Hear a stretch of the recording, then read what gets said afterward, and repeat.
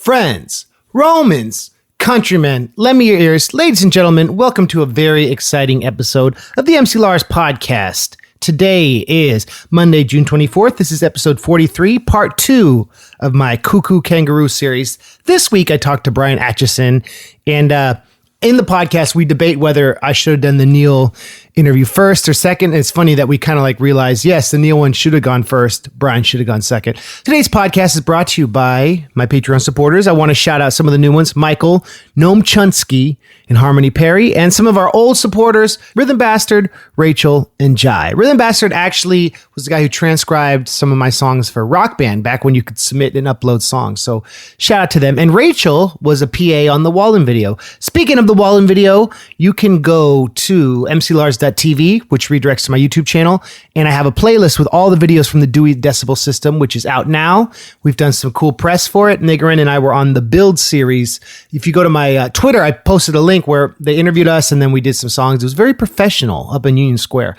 So we got some shows coming up. Warped Tour this Saturday in Atlantic City. A lot of big bands are playing. Blink-182, Andrew WK, MC Lars. A lot of great other artists. And I'll have my band. So come say what's up if you're there.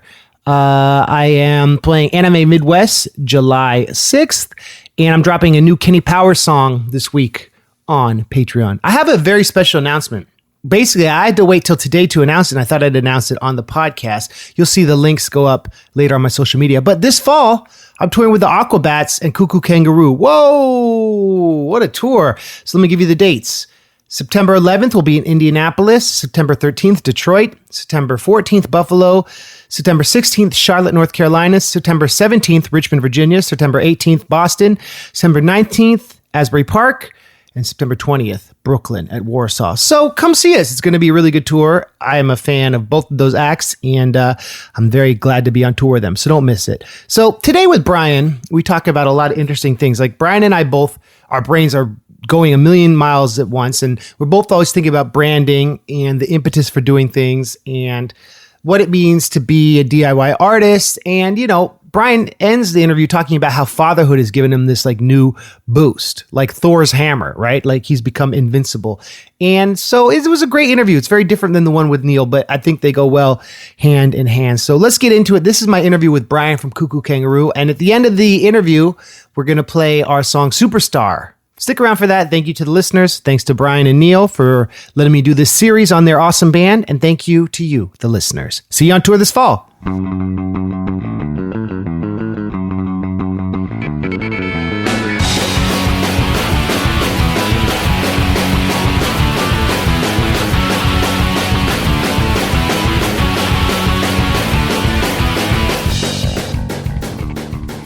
Ladies and gentlemen, I'm here with half of Koo Koo Kanga Roo, Bryan Atchison from Hopkins, Minnesota. Hey, what's up, Bryan? We're here outside of Bristol. Yep. We're on our second day of our UK tour. Yep. And Lars and I, there was a little mix-up with beds, and Lars and I are sharing a twin bed. It's not a twin. It's probably a full. We'll be sharing a bed tonight. A twin is when you have, it's called twins because they're single beds. There's two of them. But at least it's clean. We'll do military style, foot to head. What's that mean? Military style is where you have one, you'd sleep with your head facing the wall and I'm facing the bedboard.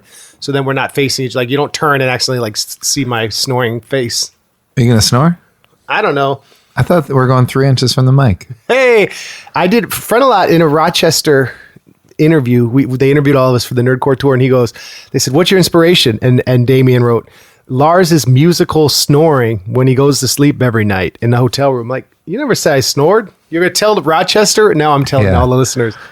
The one thing I know about from touring together and is that when you type, but you put your headphones in so you can't hear yourself type, and you slap bass, I kill the space bar. It's like whap, whap, whap, whap, whap, whap, whap. Maybe that's why my spacebar doesn't work that well anymore. It's probably destroyed. Why? Because I'm doing email in the room? Yeah, no, it's fine to do email, but it's fine that you type, but you type you're an aggressive typer, but it's the space bar, you're using that thumb, somebody that plays boom, boom, boom. I didn't know that. It's awesome. Neil and I talk about that a lot. My typing? Yeah. Well, that's just, I'm a, Kerouac would, not to compare myself to Kerouac, but he would have an infinite loop of paper that he'd put through his typewriter because he'd take meth and not want to stop writing down his memories. So when I'm on an email binge, sometimes you probably find this from me. Within the span of 10 minutes, you get 5 emails from me. Yeah, you do that with Twitter too, yeah. Oh, Lars decided to respond to all his people today. And you see all my responses? Yeah. What? Twitter's annoying. No wonder people be unfollowing me. Like, yay, smiley face. Or the sideways crying, laughing one. So are we doing a hard start here? Well, we've started the podcast, Brian. What you were telling a story about Ian MacKay when he... No, it's just trying to make me seem cool, like I know, who forgot. When he starts the podcast, he double checks that it's recording, right? No, I just took that from other people. But is that true? Listen to another podcast he was on. Yeah, he made the guy start it. It was funny. Yeah, if you've been doing DIY music for 30, 40 years, you've been interviewed by a lot of people who weren't vetted by a record label, so they may have just got their DAT recorder. I want to tell a story how I met you. That's how you're going to start? Yeah, we've started, but how to get into this. And it's Warped Tour 2015. I had just flown down from Alaska because I did the Alaska kickoff show. You and I had emailed, though, years before. Nate, Aquabet's tour manager, had linked us because you were looking for people to tour with. And I knew about you guys, but it just didn't, I don't know if it ever made sense for us to tour back in 2011. I don't know. So I was in line and I had my Roger Rabbit shirt and like a giant backpack. And my dad was there because he was dropping off merch. He drove down because I flew down from Alaska. And I later learned Josh from the Kenneths saw me there with my dad and my backpack and my Roger Rabbit shirt. And he said when he saw me, he thought I was developmentally disabled because I had my big glasses. That guy probably would say something like that. Yeah. And then I thought that was funny, but it kind of hurt my feelings. Did you think I was? No. Okay. It's okay if you are. I mean, it's no judgment to anyone who's developmentally disabled. Like, that's just one. What he was trying to say is that you were cheery and you didn't care. I liked you right off the bat because everyone at Warped Tour, sorry, that's bad. It just, when people start tours, sometimes they start a conversation with like, we're going to be on the road for a long time. Let's ease into this. And I'm the opposite. Let's hug from the beginning. Well, let's get all the questions out the beginning and then we'll coast towards the end. I'd like to know who you are, and then we can chill where other people are like, I'm not going to talk to you for 2 weeks. And then I'll smile at you. And so you and I were similar of big beginnings. You were in line because the Warped Tour check-in line's Pomona, and it was at the Fairplex, I guess. And it used to be a Japanese internment camp that became a venue. Wow. I don't know if you knew that. So it's in the middle of nowhere and it's very hot and it's 3 hours to check in because it's all the logistics of here are your laminates, here's your bus. It's just, it's like running a small country, this mobile country. So you wait in line. So I got my credentials and I walked out and I'm all dazed. And you said, hey, MC Lars, I'm Brian. I'm going to be on your stage for Koo Koo Kanga Roo. I was like, that's so friendly. You recognized me and said hi. Oh yeah, it's nice, dude. Shouldn't all people do that? Well, you just got good morals. No, and then because I'd heard your music and I knew about you guys, of course. So we were setting up. Then you guys went up and set up your tent because we were there the night before, so you could set up your merch tent the night before. And we were talking about things to be aware of for the tour because it was my third time. Your first. Yeah, I love getting inside info. You were good. You asked good questions. And you got to know how you're going to hustle.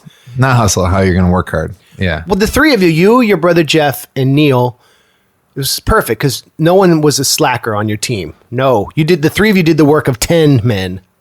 Yeah. Yeah, you got to work hard. Warped Tour especially. It's a hard tour and you have to work really hard. And you definitely made a niche in that community. And that's... Yeah, you taught us a lot of you taught us a lot of good ground rules to start with. What'd I say? Remind me. I think just I can't say specifics, I'm not sure, but ways to, hey, this is a good way to handle the cafeteria, little tips.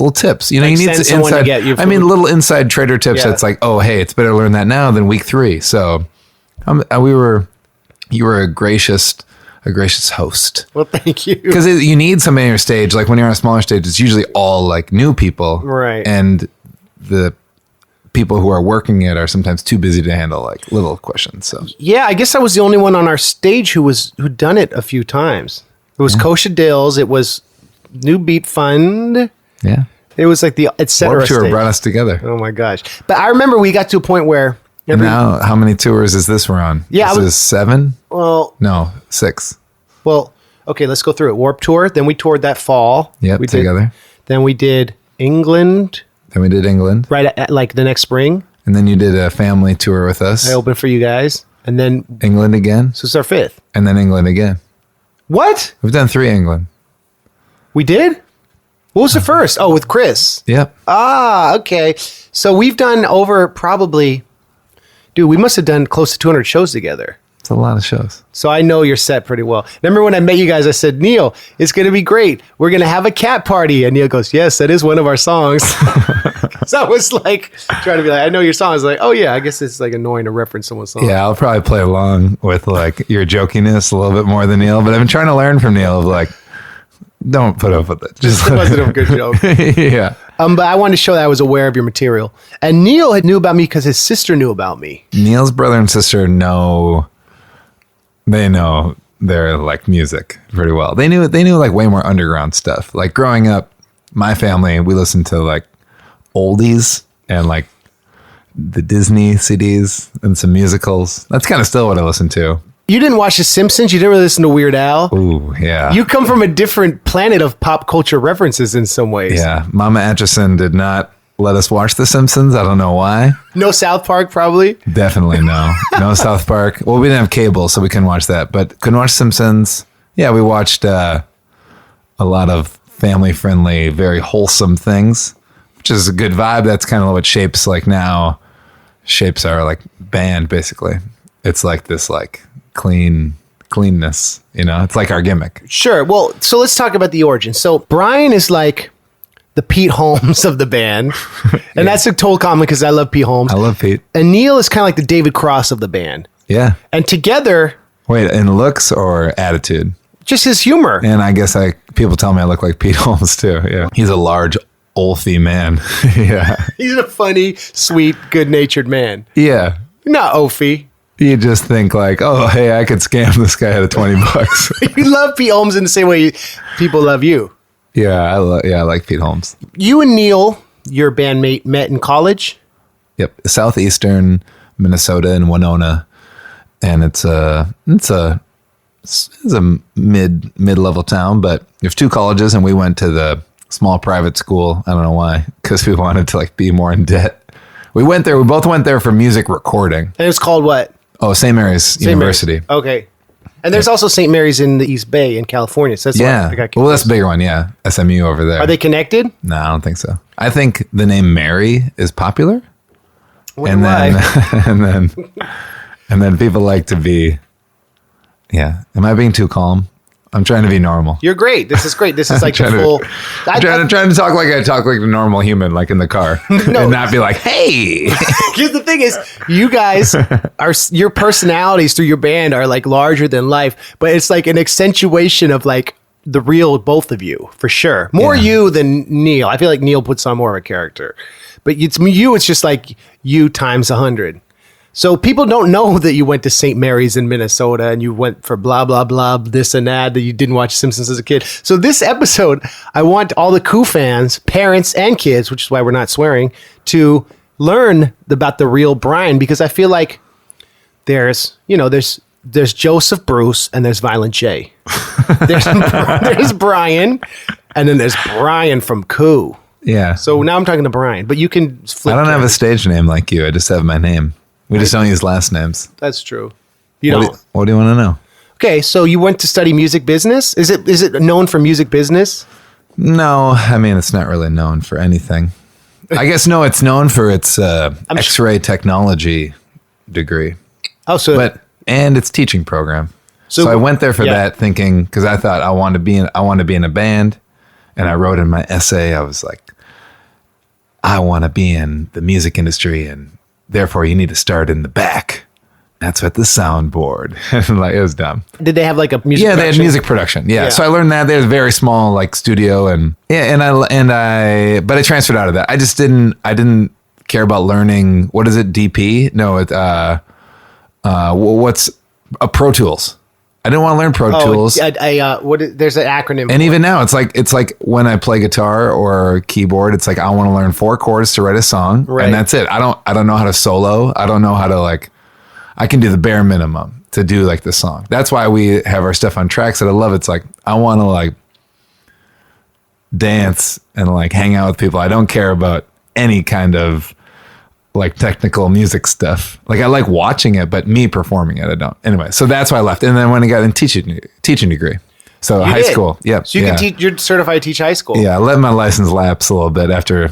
Yeah. So, but wow. Secondary social science. So I taught economics and I can teach, social studies. And hey, a white male in the Midwest getting a high school social studies degree. That's so smart. Wait, you think it's not? There's so many of them. There's no job open. Did you ever teach high school? Never. I student taught. Okay. In Wabasha, Kellogg, Minnesota, in high school, and that was fantastic. And then when Neil and we started Koo Koo right our senior year, and so we wanted to tour. So I substitute taught elementary school, and I got eaten alive. The thing where the kid will be like, "Yeah, I'm Barry. He's Carl," and they switch. Dude. So you tell I'm Barry, but really Carl's being told on. They broke me. What's the worst thing they did? They just I left there being like, I'm not a good teacher. Well, you're a summer camp guy. Yeah. And part of your you're a summer camp guy. I am. That we bond over a lot of very similar things. Yeah, we do. We're weirdly brothers from another mother Same or whatever. Same mom. I mean, my family moved from my mom's side. They all came to Minnesota and stuff from Sweden. And then my grandpa immigrated to California during the Great Depression, or his dad did. Basically, maybe we're related is my point. Maybe. Are you part Scandinavian? 100%. Well, yeah. Well, no, grandma was full Swedish, so we got that lutefisk in the family. That's what's up. So why don't people know enough about Minnesota? It's so weird because I think Minnesota is the greatest place to live. And let's keep it a secret. Nobody's gonna move there. They all get so weird about snow, but they don't even know anything about it. Well, okay. Well, I want to get to that. I mean, why don't people know geography? Oh, you mean where it is? Just so weird. You were in a rock band with Neil in college where you sang and played guitar and he played drums. Yep. Am I right? Neil's a drummer. Great drummer, right?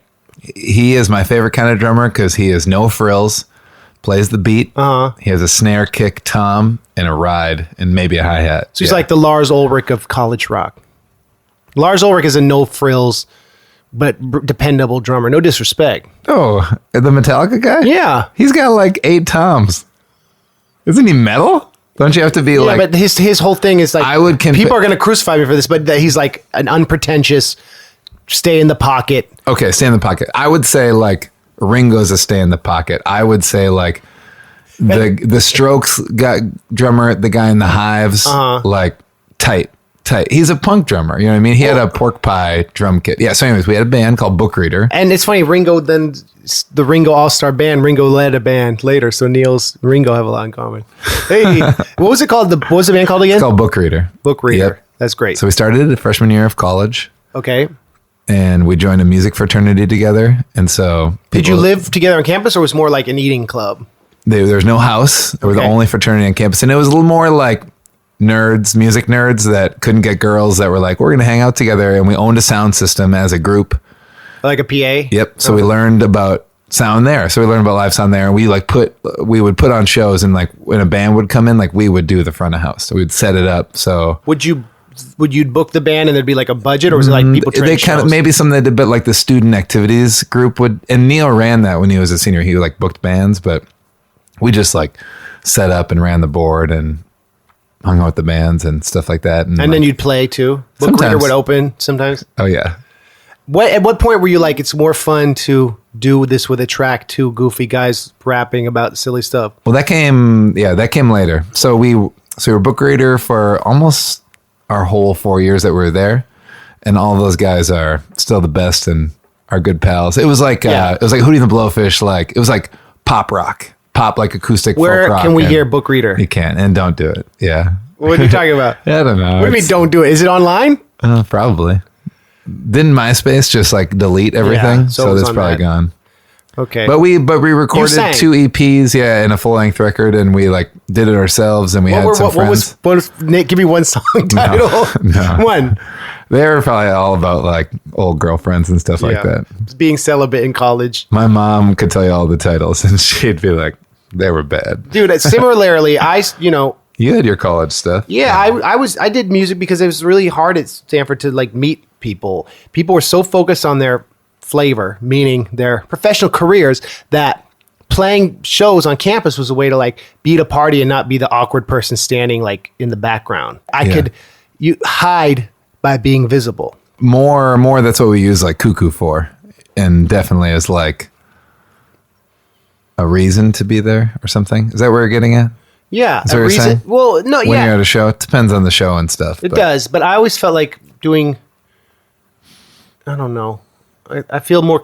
I had this image in my head, like I remember having this image about wanting to tour because I think about how the world is like all this chaotic movement and noise and people demanding things and blah blah blah. And the stage is this one 4x6 or 10x12 space where it's like a living room where everything's perfect and time stands still, and you're this like sculpture that is free from all the pain of the world. And that's this metaphor I always thought of. Starting in college, and like I'd like go to sleep thinking about that, like, the stage is like a happy cloud where I can stand and think about being there in the future, different stages of all sizes. I don't know. That was like the You thought about that? Yeah, it was a cloud. In college? Sure. I'd have an image of it. I mean, the thing is, because I remember I've always been a big ICP fan. They'd have these elaborate stage sets, and they'd have like a haunted house or a spaceship. And it was like, this is a place where they're safe, and that's their world. And fantasy becomes like, performance becomes larger than life. And that's an abstract like diversion. But college was like particularly difficult for me. So that was like this life raft for me. I don't know. It sounds like we had different experiences. Yeah, but that's just like how you.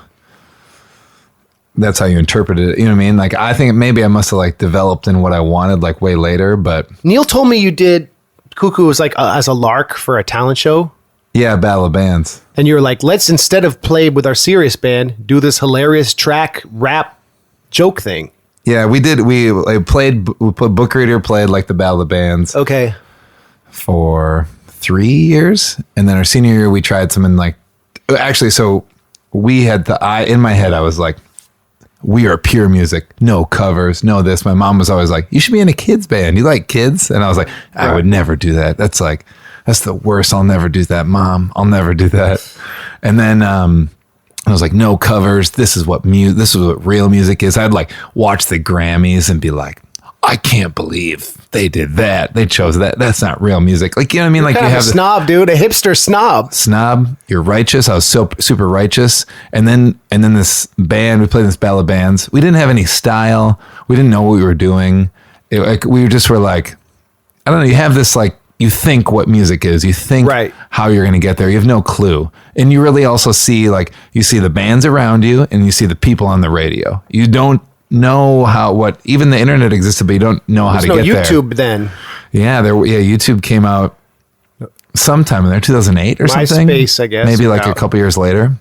So you YouTube was like 2006. You don't know that path. All you see is like, oh, hey, there's like American Idol and that's it. And I was like, I don't want that. I don't know. It's weird. Anyways, we played this Battle of Bands in a parking lot, this like local radio station. And this band called Zebra played, and they whooped our butts. They beat us, but they had matching costumes. They had a track, synthesizers, guitar solos, and the lead singer was like in the crowd, in people's faces. They were kids at St. Mary's? No, they were from like the cities. They were younger than us. I think they were in high school. So you could and we were juniors or something. Wait. How are you doing Battle of Bands against high schoolers? This is a Battle of Bands. This is a different Battle of Bands in the summer. Off campus. Sorry, yeah. The Battle of Bands I was talking about is like there was a St. Mary's Battle of Bands. Right. But anyways, we did this Battle of the Bands, and that blew my mind. I was like, first of all, I got angry because they won and we didn't. You were juniors. We were pure rock, whatever. Right, and I was like, this is. And then later, I was like, that's it. And that guy, the lead singer, he now produces all our music. His name's Neil Zumwalt, and he's like our third guy. Like, really? Yeah, and later on we like met him. We played some shows with them together, and there's another band that really inspired us that we saw called Dance Band, and they had dance moves with their songs, and that blew my head too. But anyway, so we did Book Reader. Then we were like, okay, we need to do something weird and different. I can't remember why we did, but we did like, there were two other guys with us, and we did tracks. There was a guitar player and a bass player, but just tracks, and Neil and I out front, like rapping. We did Elemental P. I think we did Minivan that time. Were you Koo Koo Kanga Roo then? No, we're called Birthday Party. Okay, it's crazy because zebra, it's like animal and a repeated sound. Yeah. That's random. That's just... I guess I never thought of that, Yeah. So anyways, then our next time, those guys didn't want to do it. We did something different. It's we did alliteration. Cuckoo. Yeah, we did Cuckoo. And Cuckoo was a big theme. It was like, I think it was our super senior year. The band you did with the bassist and the guitarist and Neil, what were you called? Book Reader? Book Reader was Party? the band, and then Birthday Party was like this middle band. And then there was Dance. And we ripped off like Gogo Bordello stuff and Dance Band. Oh, Neil and I toured London. We studied abroad in London. That's where it is. We studied abroad in London for 6 months. We were just together. Couldn't bring our guitars. And we like made some beats, and we traveled, and we saw like Gogo Bordello. We saw a couple other punk bands that just like blew our mind. Like we saw this jazz trio in Venice on accident that like put So you went metal, to mainland Europe? They put like metal in their piano and like played drums with straw, and like I was like, this is art. You know what I mean? You get that college epiphany junk, and right. And so it started changing, being like everything I thought was real just like collapsed, right? And let's build from scratch, and that's where Cuckoo starts building. We have that in common, that we both had inspiration in studying abroad in England as undergrads. You too. Well, you made your career off of it, and we just tried to pick up the pieces. Well, didn't Neil work at a venue in London, or intern at a venue? He was smarter than me. This is interesting, Bryan, because... Yeah, is this making sense? Yeah, and it's like your inroad into like arty, performance-based music is kind of like, when I saw hip-hop, I always felt it was kind of, was snobby of me as a high schooler. I felt like it was musically limited. It was...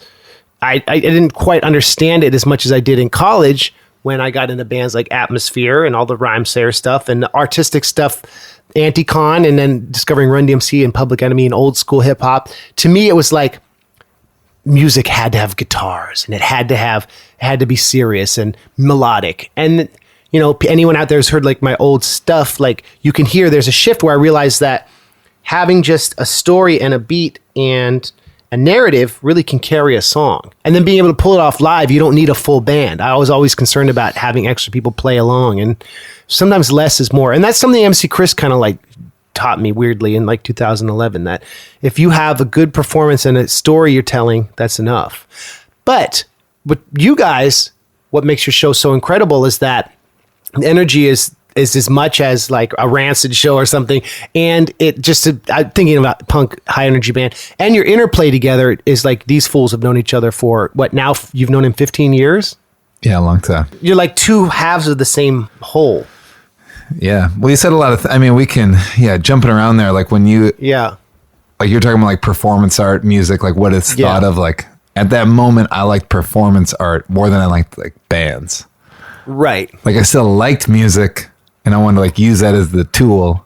Hey, you were talking, can I jump around, or is that weird? Sure, we're jumping around. Okay, you know how you're talking about being at a party and like being your place and stuff like that? Uh-huh. A thing that kind of inspired Cuckoo was, you know how at a party, like some people gain attention by being weird, and like being weird for just being the sake of weird, and that's off-putting? Uh-huh, yes. I want, yes or no? I know exactly what you're talking about. Okay, that you can have that. You have a person in your head probably, but like I didn't want that. I liked like somebody that could be like odd but welcoming. Like, and that's kind of the flavor we try to go for. I know people probably, if they've seen us, they're like, "Oh no, you're just being weird to be weird." But our goal is try to be like weird, but in like a funny cousin kind of a way, not in like a I'm trying to push your limits on purpose. You know what I mean? Like, yeah, and I think that's afforded to you by having both. If it were just one of you, it would be like the weirdest, most off-putting performance piece. It would be like, this guy is something wrong with him. Yeah, he really is taking this too far, and he really should consider grad school. But it's like the two of you is like, oh, they're both in on it, and then you look at your history and your YouTube numbers and your output and your design, and it's like, you guys are funny, but you don't allow it to be a joke because you take it so seriously. And you're like, Neil's a genius too, but you're like the genius marketing. I don't know. Cuckoo, a lot of Cuckoo. It's both of your success, but you kind of are. I don't know. You guys. Yeah, but that's because you see it from me because I verbalize it. Neil kind of is like silently. He's a silent partner. What you don't see is when we have our sit down chats, like our brainstorms. Like for you and I, because you and I, we riff a lot about like. No, I like thinking about things in like. Yeah, but I like thinking forward. Like Neil. I mean, whatever. You're gonna talk to Neil. I like thinking. Like I have my plan in my head. This is wrong, probably, but I have like I know what I want to do in 2021, and I have plan A, B, and C for that year too. Sure. And sometimes that scares Neil. Neil's like, let's just look into like 2 months ahead. So we're, like you said, a wonderful balance. You're balanced. You're left brain. He's right brain. Sure. Maybe. I don't know what that means, but that's sweet. I like brains. I like brains. Left brain is more like, right brain is the creative. I don't know. It's really hard. When I'm getting to know you guys, I know that it's like, Koo couldn't exist with just you or just Neil. Oh, totally. With your Bird and Ernie. If it was just me, we would have just like, You'd be teaching. Yeah. Which is fine. We would just have like silly camp cheers. Now those are bad, but like silly camp. Neil helps us like walk that line. We would just be playing like for 10 kids.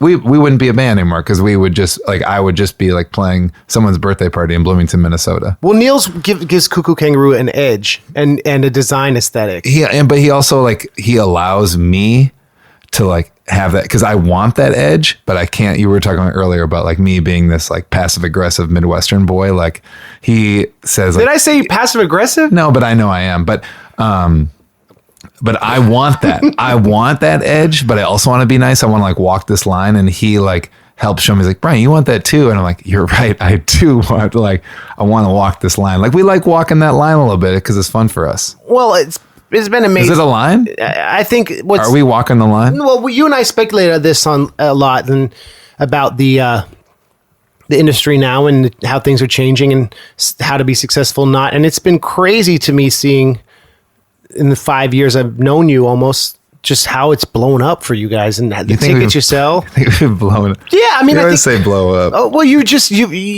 sell tickets. Millions of people watch your videos, and it's like gone from this thing where you just stayed very focused. And you just work so hard, and you're the example to me of.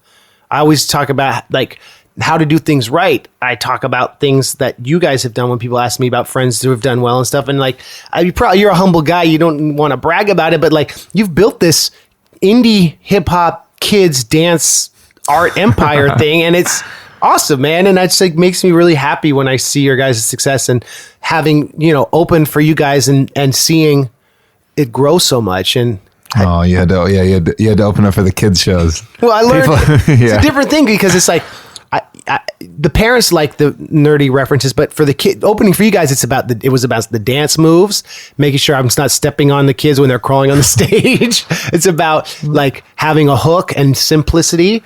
And it was a great learning experience, but it's very different than here in the UK. It's like older punk rock parents versus, I don't know. What's my point? My point is that both of you and Neil's, what you bring to the project, in my eyes, is what's made it successful. Well, I will say thank you. Thank you. That's very nice. And I like hearing about things from an outside perspective, especially from hearing from you, like DIY indie guy that's been in the game, do it yourself. You're pulling yourself up by your bootstraps and you're making it work. You know what I mean? There's no hand holding.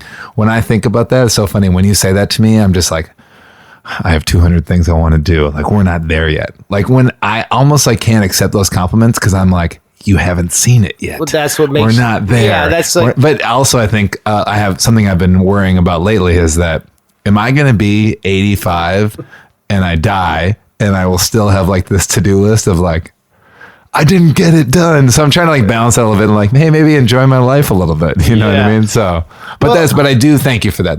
Thank you for the acknowledgement and. Good job. No, Bryan. I don't want to turn this into a compliment. I compliment you for like 10 days. Like, thanks, Bryan. Let's keep talking about stuff. Let's keep talking about I like talking about like where were we just going? We were talking about then like shows and stuff like that. I don't know where you want to go. Your origins. So then I remember I'm rolling in the minivan. Yeah. So you started doing these Beastie Boys kind of silly rap songs. When did you realize that, oh, this is for kids? That was maybe, man, I tell people like 4 years in or something like that. So when was Rolling in the Minivan? Were you still That was the first song. The first song. That was the first record. Yeah. So we made... And that record was called... Well, there's a first record that's a like jokey song. There's no cussing on it, but it was this Boy Scout skit about like you kill silver baby ducks to make duct tape.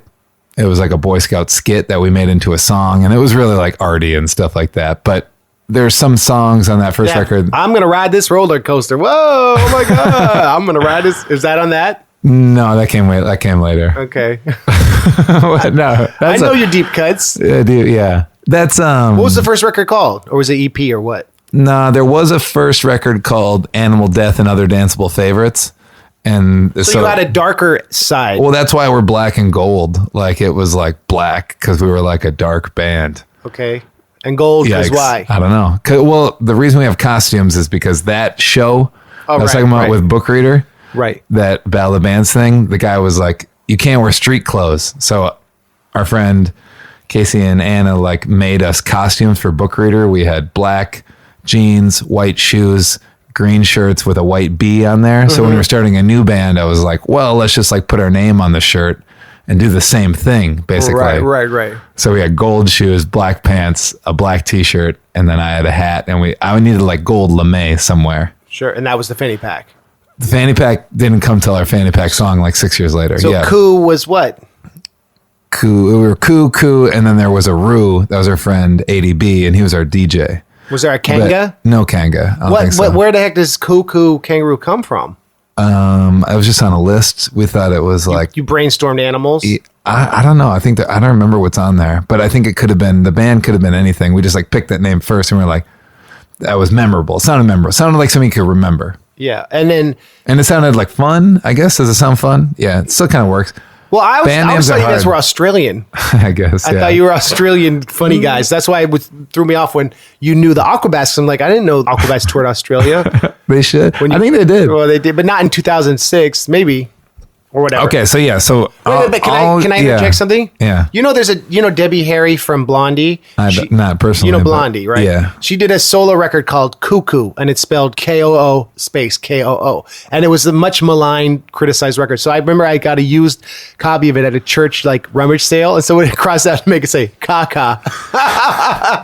So whenever I heard Koo Koo Kanga Roo, she did a solo record. Yeah, Koo. It's Koo space Koo. Oh. And it's on the cover. She's got like needles going through her face. That's her edgy solo record. So anyway, I always thought maybe you were Debbie Harry fans. You're not. That's interesting. No, just I don't know. It doesn't have anything. It doesn't have a thing. That's great. It's tough. Who did It's tough because that's what people ask like the most. That's boring. Why is your band name? Keep it moving, right? Keep it moving. You know why I say keep it moving? Do you want me to give you the origin of this? No. Ice-T did a documentary called Art of Rap, and there's a fantastic scene where like he meets Eminem, and Eminem like geeks out on how Ice-T was such an influence on him, blah blah blah. So there's one scene where Ice-T is interviewing Mos Def on the streets in New York, and this guy comes in the shot and is trying to meet them and talk to them, and Ice-T's like, "You see these cameras? Keep it moving, pimpin'." And so Mega Man and I, whenever something's slow and we're annoyed, we go, "Keep it moving, pimpin'." And so that's why keep it moving is like when something is dragging. So we don't have to Koo Koo is just a random thing. Who came up with the logo? Which Neil. one? The KOO? That I think I just painted that. That's the only thing I guess like digitally I've done. I drew another thing, but Neil's the graphic guy. Okay. He's got the style. He does all the merch. Yeah. He makes all the website. Does all the fancies. I just have some memories of like art design for all like how you would spray paint your shoes of gold and your hat and leave it under the van on tour so it would dry. Still doing that. That's dedication, man. Oh, and then doing all the laundry. Oh, it's day 6. Got to do like day 4. Yeah. Your silly aesthetic is not just a goofy thing. It's like very thought out and pragmatic.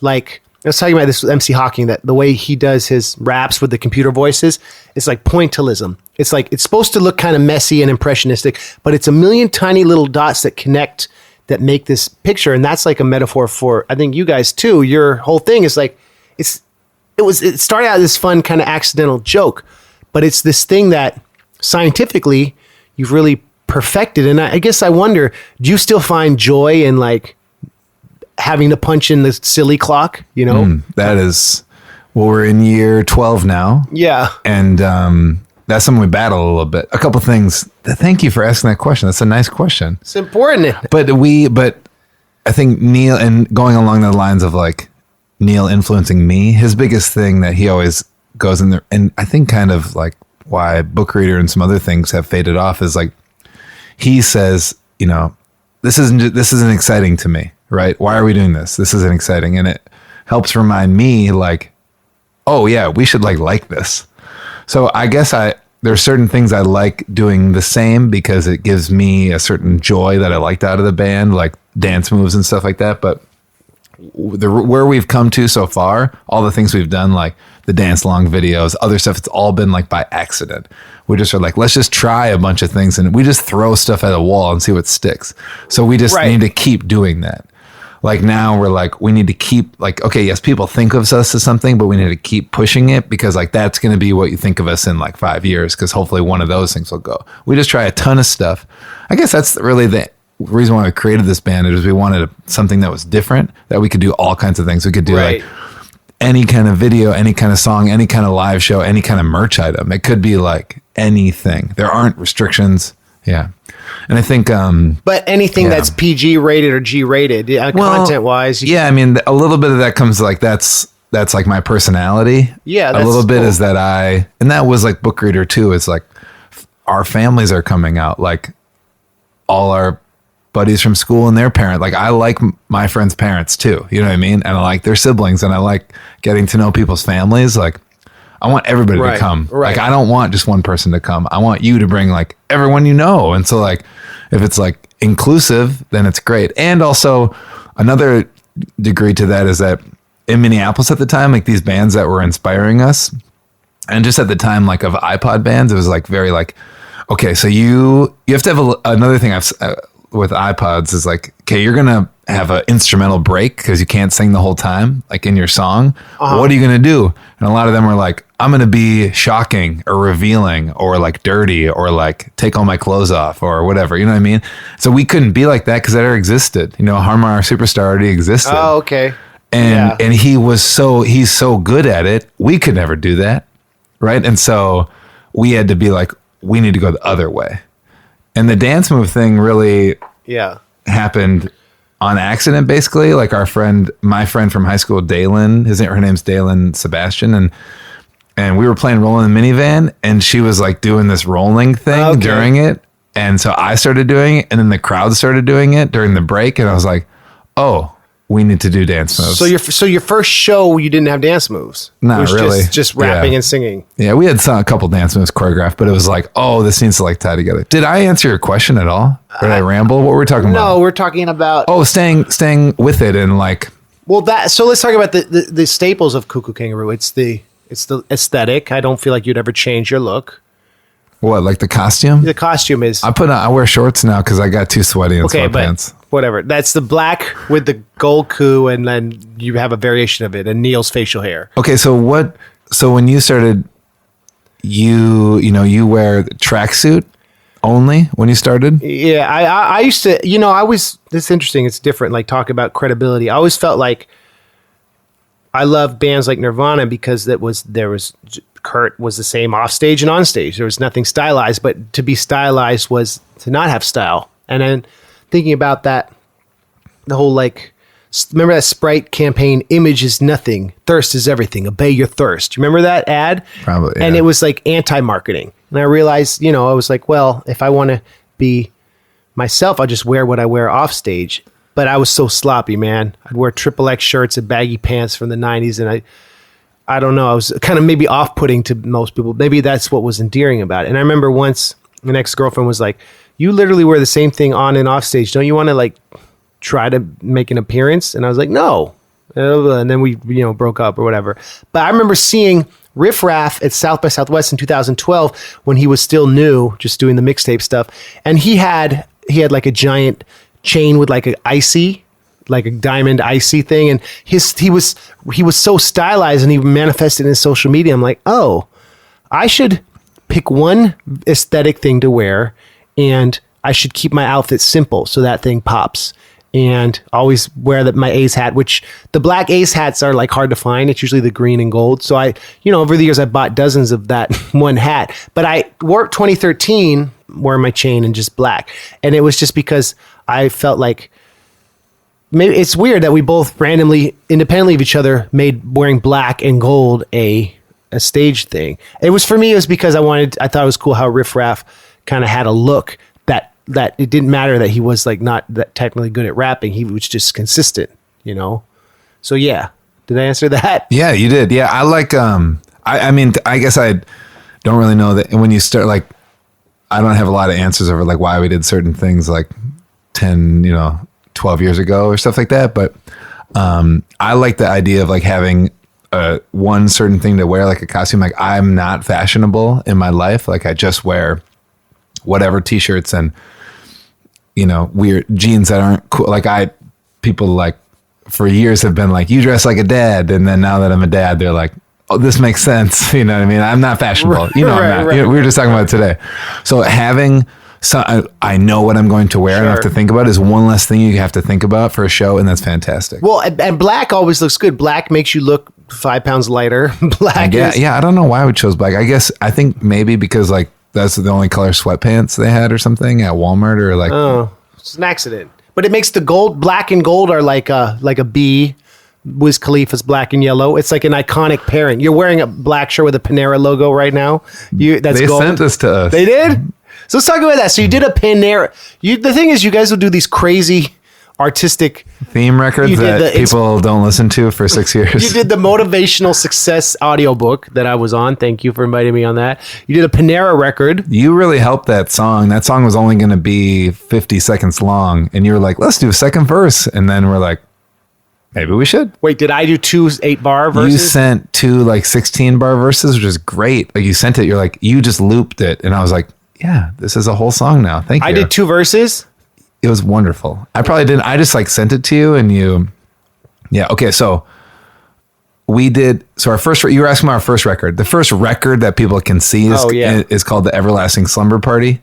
The first one's called How to Kill Animals and Drink Their Fluids. What was it called? Yeah. Killing Frogs? No. It was called Animal Death and Other Danceable Favorites. It's funny because now like we write so many songs about animals. I don't know. When you're in college and you think certain things are like funny, more you're rebelling against something, but I don't know. So it was like a juxtaposition. Yeah, it was somewhat weird. We didn't know what we were doing. Like I was saying, like the band could have been anything, at that time. Can I make a point real quick? Yeah. Hip hop was a happy accident. Everything that happened with that culture, the idea of like taking 2 samples and looping it was just like wanting to have a longer dance party for this kid's Cool Herc's sister's back to school party, October, August 1973. And it was this idea of like, just let's play 2 records back to back and see what happens. Oh, we've created an entire postmodern subculture that defines the end of the 20th century. You know what I'm saying? Like things, happy accidents. I like when you say stuff like that. Well, it's like, it's true. It's like good art is like, you can't be precious about it. And what makes it work, and we talk about this a lot, is you guys are so prolific in that you won't be like, this is the one video, this is going to be our hit. No, you do 30 videos in the span of a year. Yeah, definitely. That totally true. That's important. Like, we talk about happy accidents. Oh, right. I mean, but all that stuff, like when we just like, oh, this thing happened and we just like kept going with it. We didn't like overthink it. We just like, sure, we'll try it. We'll try these things. We'll just like keep rolling with it. And also you're solely true about like, you can't like people, this is going to be the single or this is going to be the thing. It's like, you don't know.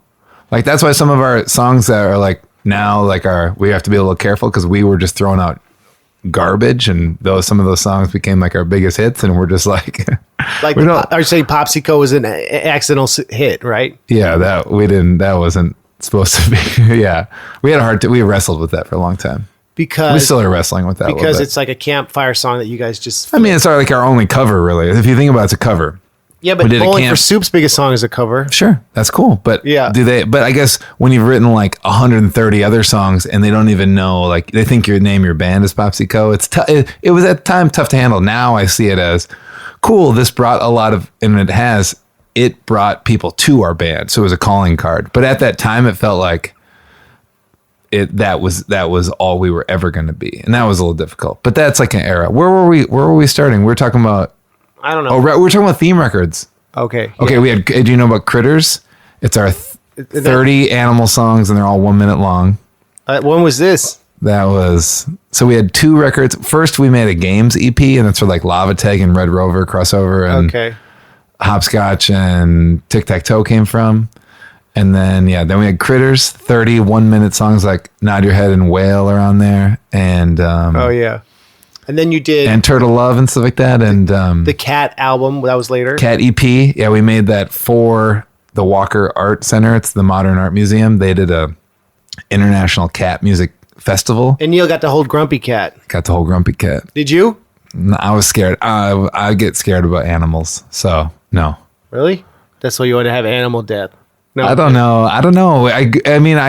My family jokes about animals a lot, about pet owners and stuff, because my dad's allergic to cats and dogs, and so like we never had, the only animals we had were like hamsters and rats and fish. So like we don't have that like nostalgia about animals. Like I don't see an animal and I go like, oh, I see a baby and I go, oh. Well, that's kind of ironic that your band is named after an animal. I guess. I've never seen a kangaroo before. Really? Yeah. Australia? No, I take that back. At the Minnesota Zoo, I've seen the kangaroo now. That's right. Minnesota, my theory on Minnesota is... Am I boring you? No, I just think it's like... We could talk about... You and I could talk for 15 hours. The cool thing about you is you're one of my only friends who we like check on each other on the phone. Yeah. It's weird. You think so? Only friends? No, it's special because you get, I was doing that Rapper Explains YouTube series that you were inspired, and you always kind of taught me that, you teach me that a YouTube video content should be a tool, not just a representation of something. It should have a greater purpose that you put out consistently. And that's like, I always appreciate your perspective on things. What was I talking about? Oh yeah, Minnesota. We could talk about this social media and new media economics, blah, blah, blah. But that's what I always talk about with fools. With you, I want to learn more about the external forces that allowed this special mechanism of you and Neil's project that has seemingly infinite longevity and inspiration and creativity that can inspire other young people. So I want to talk about the cultural and historical things and like everything surrounding Koo Koo Kanga Roo that makes it a success besides your hard work and focus. So Minnesota, I have a theory that some of the best music, American music that's come out of there, Dylan, Prince, Owl City. Well, yeah, a lot of great, fantastic music. I love Owl City. Because it's cold. Cold. No irony. What's that guy's name? Adam Young. And then when Taylor Swift met him, she was so enchanted to meet him and he blew her off, right? What? He is. You know that story, right? Yeah, he's very shy. She thought he was real handsome. Makes pop hooks, baby. Sorry, keep talking. This is what I do. I derail conversations. Keep going. No, about Minnesota music. Okay, hold on. When you heard Fireflies, you didn't think it was a Postal Service single. You thought it was a new... You didn't know... Did you think so? Well, I knew Postal Service was before. But did you think it was a Postal Service song? No. But I already had the album. Owl City? When it hit the record. Yeah. You want to know what's funny? I went to his first show ever. What? At the Varsity, his first live show. Why were you there? Because I was I was on him from MySpace. Really? You went to his first show ever? Yeah. Had he done Fireflies? He just got signed to a major label. So he was just making bedroom pop stuff. You went to his debut show. That's cool. He was so shy. He hid behind his computer. Yeah. Did he sing? I think he had another like keyboard player that played with him. Yeah, he sang. He did a really good job. Have you heard the Weird Al polka Fireflies? No, but I would love to, and I know that you've listened to all of it. Anyways, so good. Going back to music, Minnesota does have a lot of good music. It's like England. It's like we could go forever. Doomtree Crew, all the Rhymes There stuff like Prof and Atmosphere and Semisonic, Closing Time. I mean, that's all. Yeah, the popular list is huge, and then there's like stuff that you don't even know about. Yeah, because going back to like why there's so much great music in Northern England, in Aberdeen, Washington, in Seattle, places that have unfortunate climates create some of the best culture, I think. Why there's so many great Scandinavian death metal bands and great Swedish pop music, because there's this focus. It's like, well, I'm not going for a jog today, so let's make some tunes. Let's make some tunes about the deeper truths of life. Right? Yeah, is that what we do? Talk about the deeper truths. I don't know. Minnesota. So that was so disarming about Atmosphere was Sean, as you know him, Slug's music. It was like very. I haven't met him. We'll talk about that in a second. I would love to. It's disarming in that it was like candid and sarcastic and incredibly well versed in the tropes of hip hop, well produced, funny, and then you see him and it's like he's the guy on the records. You know, I remember seeing Atmosphere 2002 at a warehouse show in San Jose. It just changed my life. I was like, I want to do rap. This is so vulnerable and incredible. And I knew the Lucy Ford stuff, and it was like, but to me that's so Minnesotan because it's an amalgamation of like all these great things about American music. And I see that with you guys too. All the great things about punk and hip hop and dance music and humor and wit, and it's all mixed together. And when you're distracted by like being outside and going to the beach, it's harder to get at these weird human truths. And also I think Minnesotans are proudly weird. You think so? I don't know. It's a stereotype. It's like the Minnesotan, like, I don't know. That's not weird. That's good. Proudly themselves. I'm not saying that in a bad way. That's good. Yeah. I think it's weird. I like it. You know, like Portland says, like, keep Portland weird, and Austin, Texas is weird and all this stuff like that. It's like, we don't talk about like Minnesota being weird, but yeah, it's certainly a weird place. I wish it would be weirder. Like, want to know what Minnesota's lacking? More like goofy, gimmicky, like anything out of the box bands. Like, I want more. You guys are, you mean other than yourselves? Oh, yeah. I remember on our 2015 tour, like we had. There were some, that's why we started our band. Minnesota people ride hard for Minnesota bands. Remember we played those 2 Halloween shows? The Amsterdam Hall? Yeah. Yeah, I think we just played one. Okay. Oh, and then you've come back and played Kitty Cat Club with us. Yeah, but I'm saying like in the same day. Well, I'm just saying people ride hard for local Minnesota shows. That was our biggest show of the tour because it was a cool homecoming show for you guys. And like people from Minnesota then support we also play the most amount of shows in Minnesota. Yeah. And because you're there, you can like play more like free shows. Like we play more like in the park, free at noon. You know what I mean? You can gather a bigger audience that way. Like if we lived in Cali, you know, where there's the most amount of people or something like that. And like we could, you know, you can be like, hey, will you play this show in the park for $100? It's like, yeah, probably can because we're there. You know what I mean? So sorry, you're saying Minnesota came out for us because they love us. Minnesota loves you guys because they're everyone. Anytime I meet anyone from Minnesota or the Midwest, but Minnesota mainly, especially Minneapolis, I mention you guys like, oh yeah.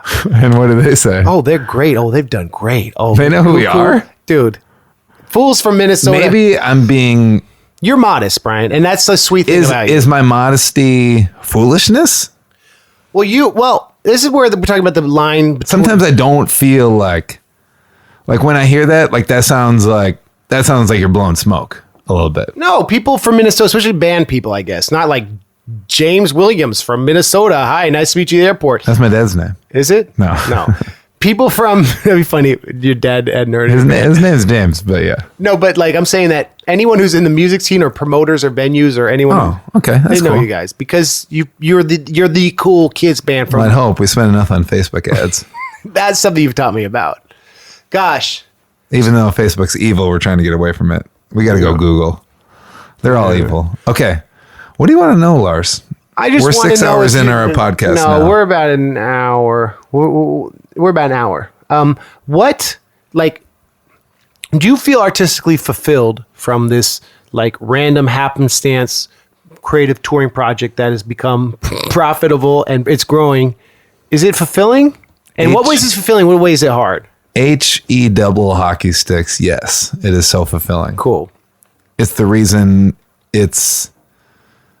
I mean, I have my family, and it looped in there as like friends and stuff like that, and then this, and that's just kind of what keeps my like brain busy all the time, and I like flip back and forth between them at all times. Like I'm thinking of songs all the time. I like having stuff to do. I like to be. I'm a busybody, you know.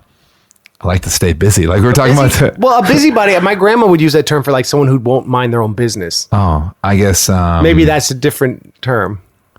I have a restlessness, or I don't know. Is that something? I mean, we've been on tour for 3 days, and I've already like had 2 new projects that I'm like, hey, should we start this new thing? and then I'm telling you on the opposite side to be like, slow down in the project, Lars. I'm always down to work on stuff with you, though. Completely. Because it's something that Neil and I completely created, and I have to watch out that I'm not like overstepping. Like I want it to be creatively going for Neil too. But it's even I think we've gotten stronger as like a duo, and it is because we write songs more as like he's a lyricist and I'll write like chorus and melody, you know what I mean? And it's more we're more cohesive than we ever were before. So he's more the lyricist and you're more the hooks and the beats. Yeah, I'm thinking more of like theme, and then he's helping me like hone that theme in, and then because he's a writer. I mean, you're like Lennon and McCartney, really. I guess, but I'm big picture, and he can like help like see that like little fine detail. Like he's a writer. He's a great writer. He is so good. He needs to write more. And he's always up on tech trends. And, so on top of it. And basketball. It is extremely fulfilling. Do you feel fulfilled? That was a lot of F's. Well, that alliteration, going back to that. What I feel fulfilled about is how I've more or less done this on my, with the help of people, but like no big label, no like big major media companies. Like, of course, Warped Tour is like a corporate festival, but you work with that stuff. Yeah, it's like but you brought your brand to that. Right. I love that I have ownership of it. If I were like a kid and it was like a thing like get up on stage and perform, sing that song, do this, do that, sure, you'll make money.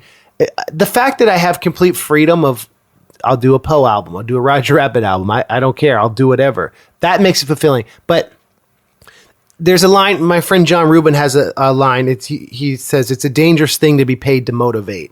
I think it's a dangerous thing to be paid to be silly and goofy and to be the foolish, silly rapper. That sucks, and it's like, that's why that's the other side. Like Roger Rabbit has this deep existential crises because when things don't go perfectly for him, he has that like, when you're the funny, goofy person, but you feel this loss or this inauthenticity in it, it's crushing when the business isn't skyrocketing or your numbers aren't coming up or you're like growing, social media otherwise. So you have to have a deeper element to it. And to me, it's like going back to, we're talking about like the metaphor of having this life on stage where it's your house, that's like important. Ownership is so important to me, and like not co-opting my integrity. And I see that in you guys because it's like, yes, you've had like proprietary platforms that you both benefited from sharing on, you know what I mean? Like the screen stuff you're on in the classrooms and stuff like that, Go Noodle or whatever, like that is, but you always have owned your property and it's something that you're invested in yourself, that you created yourself. And I think that's, I don't know, being a silly performer is fun when you have that ownership. I said the same thing three times. That's fine. No, but there's something that helps us keep that going. And I could see like if we jumped in saying like we're a kids band from the get-go and like this is what we're going to be, I could see that being very like suffocating. And I could see like a lot of like kids band stuff like that, like having a hard time. But we now admit like, hey, we're a kids band, we're a family band, we're a kids band. You know what I mean? Like we know that we're not fighting that anymore like we used to fight it, because we kind of like, we're like, no, we're like a goofy like adult band. You're flying the Concords. Sure, or something like that. Yeah. But when you're talking about like getting paid to be like the silly man, I don't know. Still, when I step up, I get that high out of like, because ours is like less of like doing a joke, and we're trying to like get something out of the crowd. Like we're trying to get you to dance, and like we will never be satisfied. And also like we like walk this line of, we are not fully a kids band, we're not fully an adult band. We're weirdos in both places, I guess. I don't know. That helps us like, we don't really fit in anywhere, so it helps us like weave that a little bit. But you're talking about being fulfilled. I'm trying. I have pictures in my brain of like what I want to say, but I have a hard time like saying them. But being your own boss, like being your own entrepreneur, like you're still like working in a marketplace and stuff like that, and you have to create products that like work. And that's what we're always like thinking about, like how can these things like work? The thing you talk about now, you talk about how like Koo Koo can like live forever. We have a hard time. We have a hard time now. We're like, what are our new songs going to be about? We've already sang about dinosaurs and rainbows and unicorns and cats and pirates and ninjas and defecation. I mean, yeah, poop and fart and zits and Panera and all the that. It's like, what is left to talk about? And that is the new like thing. Like now we're writing songs and we have like, 8 new demos we're working on to like put out. And where do we go from here? And that is a fun new challenge. And that you were talking, jumping way back to like when you're talking about Panera and talking about theme albums. That's why we do a theme album, because we like to create a box around ourselves, and then we like ping off the box to like write within. Like if somebody's just like, write a song, I'm like, about what? And that's why like a theme, they're like, write a song about apples, and you're like, okay, I'm not gonna be like, we've written too many songs about like apples are cool, or we're only gonna eat apples. So now it's like, now you have to like dive in deeper, like what's funny about apples, and like what's funny and like weird about apples, and like what's that minute thing. And it could be like, I don't know, just like you said, like I'm gonna eat the core of the apple or something. Right. Like, and you're the person that eats the whole apple. You even swallow the seed, like that kind of thing. And then so you create that box, and then you write the simple hook within that. So that's why we do theme records. That's why that's why we did the motivation record, because we wanted to make this like tool, basically. Like we didn't want to make fun of motivation records, but we didn't also want to make a full on one. We want to make something that was like, you could either laugh at or like use in your real life. So we make these like theme albums because it helps us, give us a box to work forward. So we're like, that helps you to write within, right?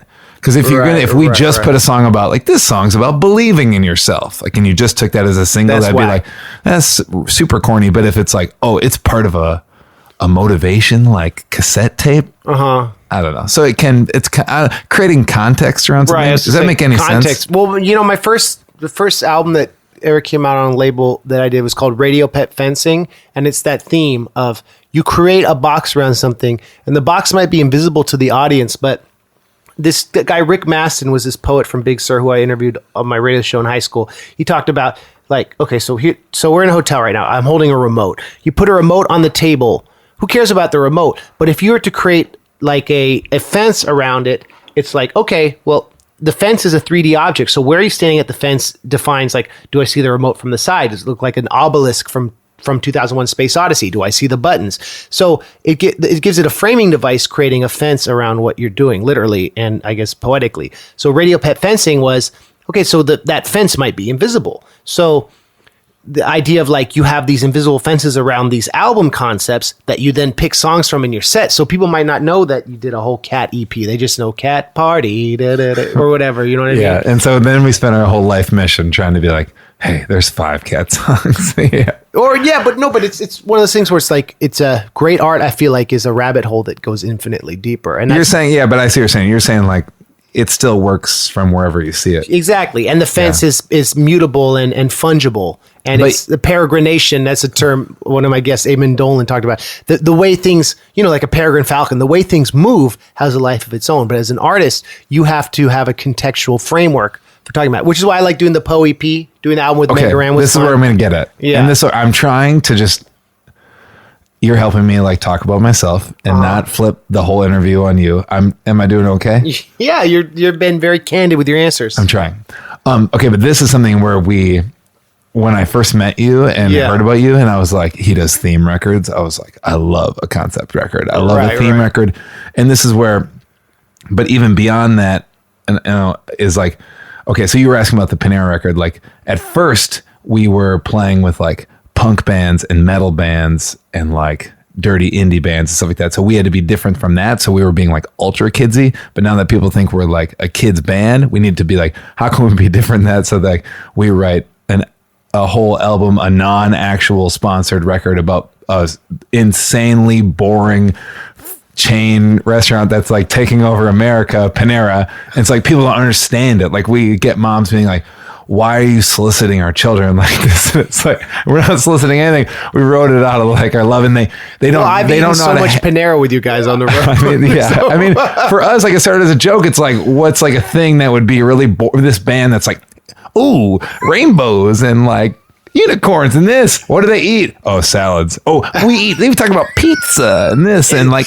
It's milkshakes. banal. And It's like Andy Warhol doing the soup cans. Yeah, it's super boring. Yeah, so like for us, it's that. It's always like a flip, whatever. And for me, seeing these now I say moms because they're the ones writing that. Maybe dads think this too, but like people that see us now as a kids man, and they're like, "What are you doing?" Because they only think of like Paw Patrol and like other Disney like things and stuff like that. And well, like, they think you're sponsored by Panera. Right? yeah, And that's what's awesome. funny. It just makes that okay. When you talk about getting fulfilled and joy, that makes me happy. And then My favorite song on the album is "My Dreams Came True." Now I own a Panera, where it goes through like his goals are so stupid, and eventually, what's the first one? First, he wants to work at one, then he manages one, manages, then he buys owns. one. So stupid, but it's so funny because it's like.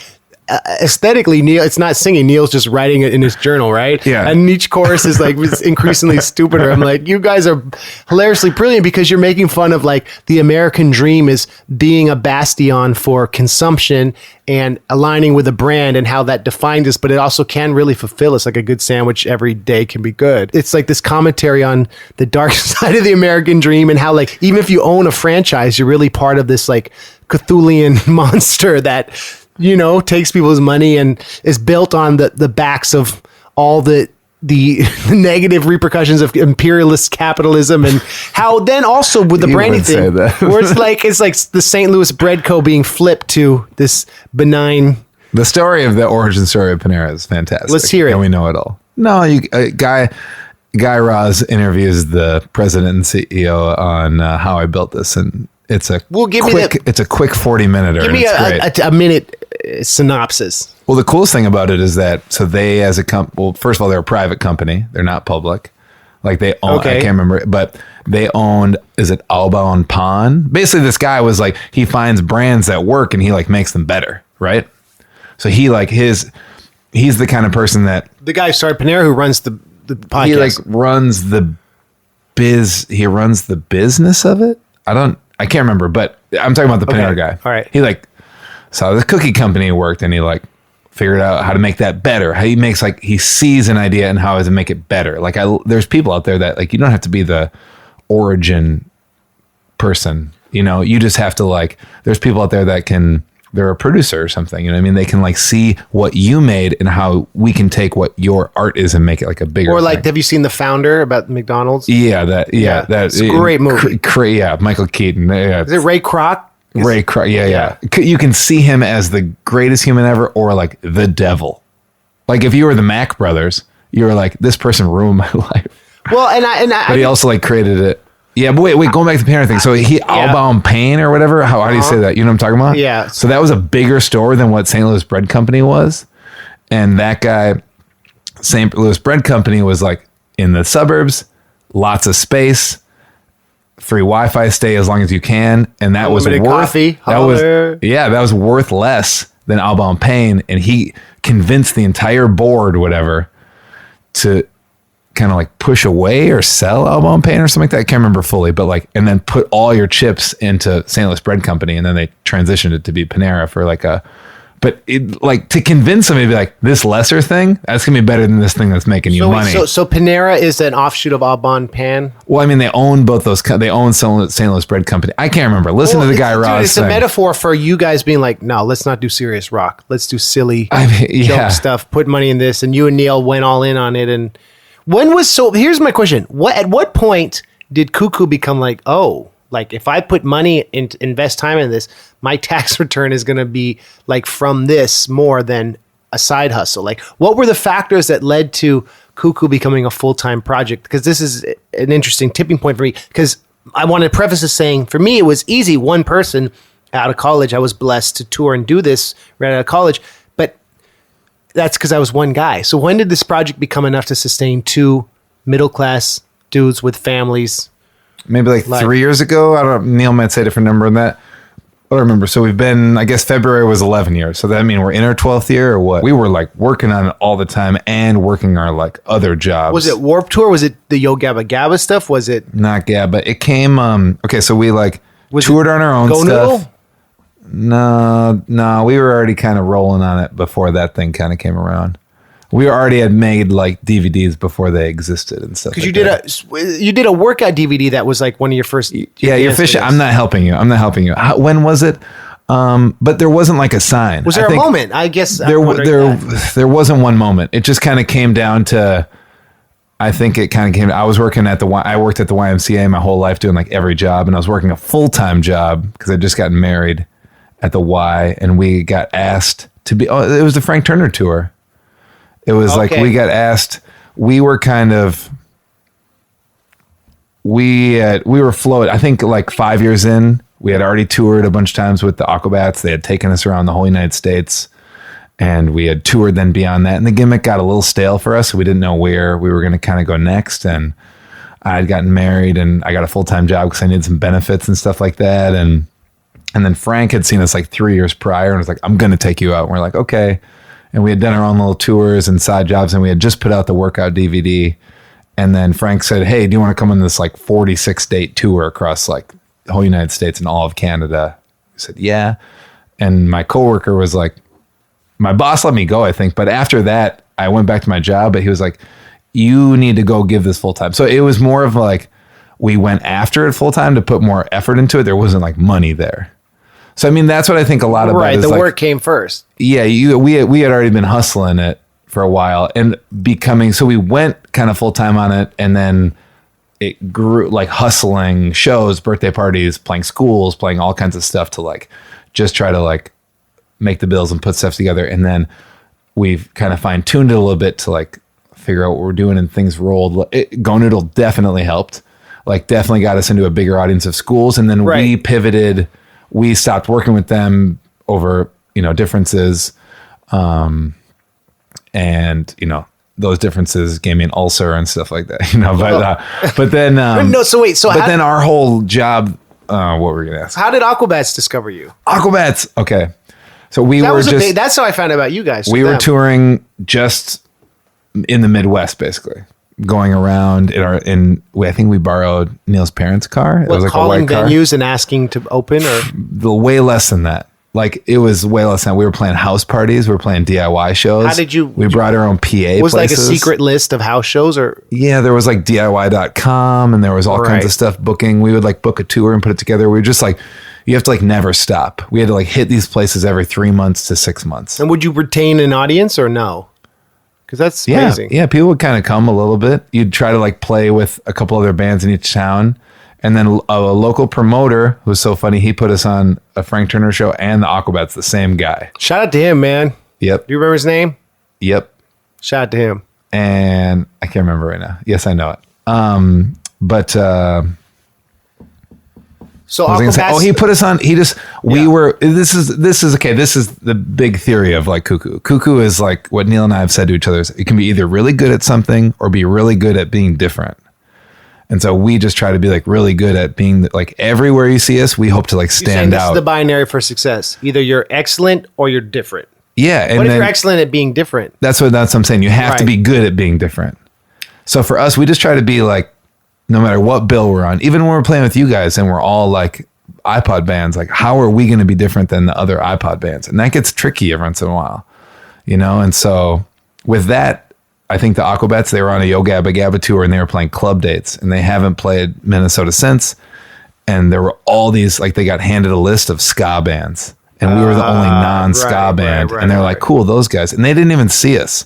Like their manager, Nate, said, come in and see these guys. And they saw our last song. Yeah, Nate Rogers. Which was what? Oh, hey, the promoter guy, his name's James DeCourcy. Oh, James. He is incredible. I was thinking about it for a second. I was trying to think. Yeah, James DeCourcy. He works at... what was it, promotion company or independent guy? He worked for a promotion company. I can't remember what he's doing now. So he put you on with Frank as well. He put us on the festival, that we played before Frank. Yeah. And Frank saw you. Yeah. So interesting how like one person can... You always got to, like, this is what I love about you guys is even if there's... Weird Science has a lyric about this. You got to give it your all, even if there's 5 people there. It could be the one person who starts and ignites your whole career, right? You always... When you guys play for... I played show with you guys, especially in the early years where it was like not popping, 4 or 5 people, and you guys play like it's 10,000 people. We try. Yeah. You don't, and it's like, are they crazy or are they just really great performers? A little bit of both. And that's like, if you hadn't been ready for these opportunities, if you'd done a lackluster show without, you know what I'm saying? Like the fact that Aquabats and Frank Turner saw you guys and then the touring helped launch this, is like, that's an advice for young people.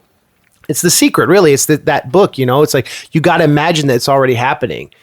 If you fake it till you make it, you will make it. And that might sound cliche, but that's always been my approach too. Like if you take being silly seriously, you're going to do okay, you know? Yeah, but being silly is like a serious thing. You know what I mean? Like to get, like going back to, we didn't talk about camp stuff, but I worked at camps my whole life. Yeah.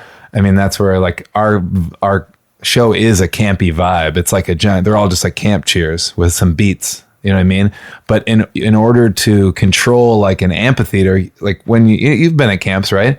That leader has to control an amphitheater through like Penn and Teller style, like repetition, right? Speed. Like there's a lot of things that I would try to like teach other counselors, like, hey, you need to think about what camp cheer you're going to do after this camp cheer. Cause like after that camp cheer, if you're just going to go back in a huddle and be like, what are we going to do now? Are we going to do the frog song? Or are we going to do like boom, chicka boom? Like you lost your 5-year-olds. You got to like keep it moving. So there's so many things that I've learned from that. But we were talking about being serious about being silly. Like, right. It's less about that. It's more about like audience control. It's like whether you're doing, and I always thought about that too. I remember falling asleep in my economics professor's thing. And it's like, you need to be, I always used to be like, why can't you be like goofier? Like he just doesn't know how to get a crowd. You can use humor to bring people in, and like music and melody and repetition. And one of the most serious moments when I tour with you guys every time, like when it's like, don't talk to Bryan and Neil right now, is when you guys are doing the set list for the show. And it's so funny over here, like, okay, we're going to do Everyone Poops. Then we're going to go into Popsicle. And then we're going to do Dragons Are Magic. And then we're going to end with Dancing with My Bunnies in the Yard. Like you're so serious and just record. It's like, I made those last few up, obviously, but you're so serious about the DNA of what makes a show work, because you prep, you put the iPod together, you know your gaps, you take it serious. You're not just on stage like flopping around. You really are ready. That's funny that you said that, because just tonight at tonight's show, we're doing the set and Neil's sitting next to me and he says like, Bryan, I can't hear you. Speak up. Because I'm like trying to whisper, be like, okay, so are we going to play Fanny Pack or not? Like, do you think this crowd would be into it? You know, it's like, yeah. That's funny you said that. He said you can't hear me when you... I was like whispering. You were just talking about us like getting serious. Why were you whispering? Because you don't want... Some reason whenever I like get to the set, I'm like, it's a huddle.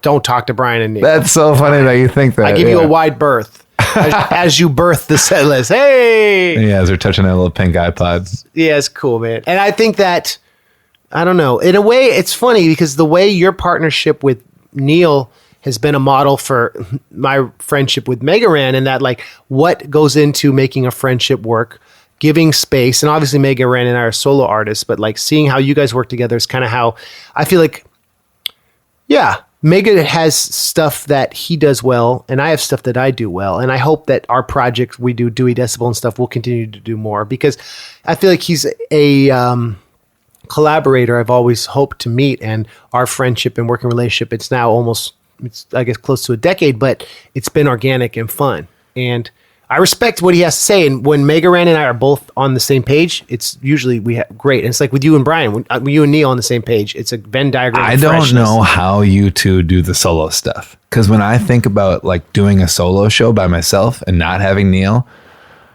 I'm terrified. That'd give me so much anxiety. Like being by yourself, like I have no one to lean on. Like I have Neil to be like, no matter what, this show can, that's another thing about like this show can bomb, but I have Neil and we both went into it hard. Like how you do that? Okay, this is what we didn't, are we done? No, we should probably finish. There's one more thing I want to talk about after this, but we're still under, this is still shorter than most of my podcasts. So. Well, we got to keep it short because I like 90-second songs. You know what I mean? We got to keep it low. But Minor Threat. We'll talk about this. We'll talk about this in our bed that we're going to share tonight. Talk about it on the mic. We've got nowhere to be. The listeners, that they could turn it off if they don't care. That's one of the assets of long form content. That's what. Well, I wanted to go back to like the songness and like being silly. At the beginning, did you see yourself as being silly, or did you see yourself just being like goofy or? Well, I mean, I used to, sorry, go ahead. At the beginning, like I would, like you, I was in punk bands and rock bands, and then I would do serious songs, singing guitar, solo stuff. But the beginning of MC Lars, right? That's the genesis of that was it was the silly stuff, the quirky stuff that got a reaction. So silly got a reaction, and it may be like you guys, like some of my earlier stuff is, like song adolescent pain and feeling whatever teenage. So it's hard to be a teenager, but silly was what got a reaction. And so you rolled with it. Or literary. One of my first raps was Rap Beth, which was a Shakespeare rap about Macbeth for a class assignment. Oh, so that's set up. That was one of my first songs because it had a hook. It's like, oh, you take the poetic meter of something. And so you threw a lot at the wall. You went with what worked. Yeah, totally. Because some of my, I had a lot of serious, some of the stuff was political. There was this girl I had a crush on that I wrote I did a acoustic version of Annabelle Lee by Poe based on like how I felt about her, and I like burned her as CDR. It's so embarrassing, and I got no reaction. And she didn't respond to you? Not really, but in my yearbook she wrote, "Thanks for the Annabelle Lee CD. I still have it." I'm glad she didn't play. Did she write hags under there? Like what? Hugs? No, hags. Have a great summer. No, she didn't. What's another one of those yearbook things like the? We didn't have that, but I remember being music there's a Blur album, Music Is My Radar, right? And I always felt like that because it's like, it's hard to process emotions. Yeah. And then you look back at your yearbooks, you're like, oh, something's, I don't know. That's like a really haunting, crippling memory of like that emotional intimacy of writing someone you had a crush on when I was like 16, a song, giving her a CDR and like getting no reaction. It's like, oh, so that was like, okay, well, to go back in the relationship thing, my first girlfriend was from Minnesota. And I remember there was like a CDR of one of my songs that one of her roommates she had. And I had this song about lizards. It was called Lizards in My Room. And the chorus is, this is the only lyrics in the song. I have lizards in my room, so I hit them with the broom. And I remember, so corny, but her and her roommate made a dance to the song. And I was like, oh, if someone likes a silly song and it makes them like want to reach out to you and get to know you better, that's better than like an off-putting, heart-bearing, emotional. So it was an accident. You know what I'm saying? Like how I related to people was like, and then it becomes. It's funny how it's more of a connection tool. Silliness can be disarming. Yes. And then you can actually like let's say Tonight Show, right? If I came up there and like poured my feelings out in some kind of like, I don't know, even if we were a traditional rock band, I wouldn't have as many people coming up and chit-chatting with us after the show, like just to talk. Like, and I just like to chit-chat with people. I like to small talk with people. I like to find out what's their vibe, what they do, right? That's like one of your superpowers.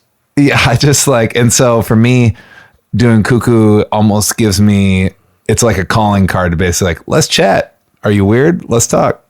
Right. You know what I mean? So you're talking about like disarming people is silly, and like you could connect with people. Yeah, I feel like, but you could connect with your type of people. If you think about it, like what I'm looking for is I'm looking for fun, campy people who like cartoons and like kids stuff as much as me. I've always thought my whole life, like a Disney movie comes out or like some Universal thing comes out, and they always make like all the shirts that are in Target and Walmart are like, cool, they're kid sizes, but they don't make an XL shirt. And I've always been pissed forever. I always wanted to light up LA Gear with Velcro, like in size 14. They don't make them, and they're like, they really say to adults, like, you can't, not kidsy anymore. Like, you can't have fun anymore. You can't be weird. And I remember when we were on the Yo Gabba Gabba tour, there were like teenagers that would come just by themselves because they're like, dude, DJ Lance Rock's the coolest. And I was like, you are going to be the most stellar humans ever. Right. And that's what I love about punk. And that's what Christian Bat Commander told me. It's like, punk is about being unafraid to be different and a little uncool and a little whack. Wait, say that again. Say it again, what Bat Commander said. He said, it's okay. Being punk is about being different. It's about being yourself. It's not necessarily about being cool. My friend Sean was saying how it's like, being cool and trying to be stylistic and hip is kind of what can kill your creativity. And I think that's something I try to like pass on to kids, that it's okay to be weird and it's an asset to be different. And punk and hip hop to me are about making your weaknesses your strengths. And all the artists I've looked up to, from Wesley Willis to Weird Al to Adam and Package to King Missile to some of my favorite nerdcore rappers are the ones who took something that like made life hard and turned it into their superpower. And that's like the ultimate remix and the ultimate manifestation of this concept of circumlocution, which I always talk about on this podcast, which is you speak around something in a way that like gets more power because you're able to look at the world in a different way. So for example, like taking a sample of a beat and giving it a different context, taking the fact that writing a post song, a serious emo post song for a girl who like could not have cared less is not what I should have been doing. It should have been doing funny things about the academic side of Poe. You know what I'm saying? And yeah, because really we're all just fragile, sad, impermanent people who die alone and we're coming to this world alone. So let's just remind each other that like our imperfections are beautiful. And I think that's important. Dang. You know what I mean? I was about to say cussy, but yeah. What were you going to say? I was going to say nothing, but that's right. See, this is here's what I love talking to you, because it makes me, so I just like, I'll rant for 45 minutes and then I'll say what I want to say, right? Well, I do that too. And that's why I love talking to you, is because it's like, oh, hey, you have to talk for 90 minutes before you say the thing you want to say. Like you just said it right there. Yeah. That's beautiful. Our imperfections make it like, what did I say? That our ugly things make us beautiful. Let's talk for another 90 minutes until we get that. Bryan, your imperfections. Yeah. And like, I can't sing, so I shouldn't be doing an emo dashboard confessional Poe love song, but I can rap and I have rhythm. You can sing. You can sing. Thanks, Bryan. I can draw and you definitely can draw. Thank you, man. So it's like you have a lot of talents. Thank you, Bryan. And that's something that's like been really like why I always, I don't know. I feel like whenever we talk, I talk about like the aesthetic things about Weird Al that drive me. His last major label album was called Mandatory Fun, which is kind of a play on the idea that it was his final album on a major label. It's like the idea of having to punch in the clock to be silly. He's like dance silly, man. Yeah, right. Mandatory fun. Like you come to our show and we got to make you happy. And it's very painful when you don't feel like a healthy, strong person who's doing it because you feel free. You do it because you're trapped and it's the only option you have. And it's about giving yourself the tools to make yourself feel, empowered to be a new media creator or an artist, right? I don't think Koo Koo is big enough to feel like we're punching the clock on fun. I don't think we're big enough yet. I don't think enough people, I think like people know of us, but they don't know like fully of us, that they have like expectations for us. Teachers across the country know you guys. Yeah, but they know like, I mean, teachers are like the ultimate like word spreaders of us, and they're like, I'm trying to think. Teachers are the ultimate tastemakers, aren't they? I mean, we had a match, and that's what Koo Koo is, and then they're like a flamethrower of gasoline to be like, let's spread this everywhere, because they just share like crazy. Well, there's nothing like you for the brain breaks and all that. Yeah. And so I hope they keep finding more. But anyways, just going on the thing of like, you were talking about like have you burned out or like you feel like you're turning it on? Right. I feel like we're not like at level yet. Like I look at like any pop star and I just feel like it looks like they're on top of the world. But to me, it looks like you're in a golden prison. You know what I mean? Sure. And I still feel like we are a little bit, and I hope we can stay a little bit under the radar and a little bit almost like weird enough that we keep the most of the mainstream away so that we can still keep that like a little bit of freedom. It's interesting that's a good comparison, making like the pop star sheen is like a golden cage, and how if you're someone like Ian MacKaye, you're still making music you care about, and you still care about the promulgation of it enough that you're making sure podcasters' mics are working, right? That you're so involved in the technical. Oh, it's the Joe Pug podcast he was on. It's a songwriting podcast, and it was so funny to listen to it. Okay. And it made me like Joe Pug with like a dog.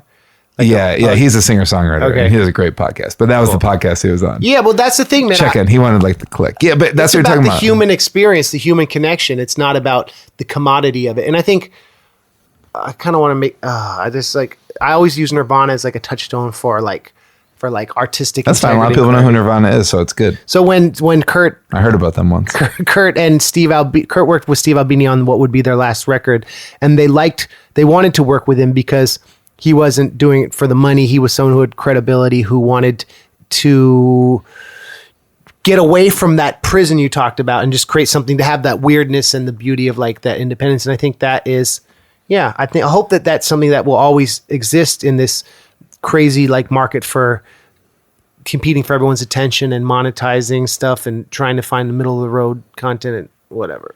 The last thing I want to talk about is, how has fatherhood changed you? Oh, Papa Bear stuff. Yeah. It's it did whatever. It's done what a lot of like the books and stuff talk about. Like, it's focused you in. Like, you have less time to like do stuff because like I want to hang out with my kid and future kids, and so you clear the junk off and you focus on like what's important, So it's made me. My wife already made me a little bit more organized and like less messy and like focused, and this has like taken that and like focused me in a little bit more. So that's one. It definitely, all your issues that come forward, like they expose like all your crap you've been hiding. Yeah, just like, hey, but you have a kid. It's like, you've been putting off therapy for a while. Yeah, you're gonna have to go to therapy because that's all coming out. Right. Let's see other stuff. Well, wait. So you confront your emotions. Just, I don't know, everything. It just comes out. Yeah, it just throws it all on the table, and it only happens the older the kids get. Yeah, it just comes out more and more. Right. Yeah. It's helped me, I don't know, become less cynical. I think it's made you more optimistic. I don't see you as a cynical person. Super cynical. About what? Everything. Yeah, no. But don't you hear all my like dark jokes I say like all the time? Like, what, that pest about human nature? Yeah, I guess maybe it's more realism. Yeah, maybe that is. But anyways, okay. But it helps me. I guess I was getting to a point where I was focusing on like cuckoo a lot in business and all this stuff, and it's helped me like loosen up. Like, we're just going to go to the park and we go to the zoo a lot, and we're going to go do these things, and we read an insane amount of books, and we dance a lot, and it's loosened me up a little bit. It's actually like going to be the thing that takes Cuckoo another 10 years. Like, is having interesting, kids. Really? Yeah. Because you are writing songs for him too, or what? No, not that. No, just like, it's just help me be like, relax. It's going to be okay.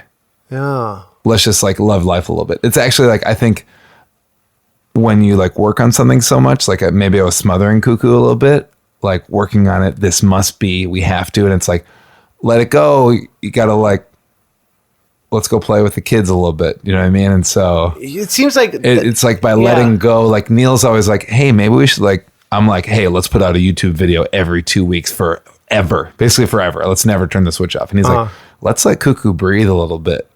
Right. And like, let's get some distance, and right. maybe more people will come to it. And so maybe this is helping me see that, because I have a pretty like defiant, like, no, let's do this. Let's go, never stop. So that's helped me. What else? Well, wait, Bryan, I feel like it's like being a dad is the best. Yeah.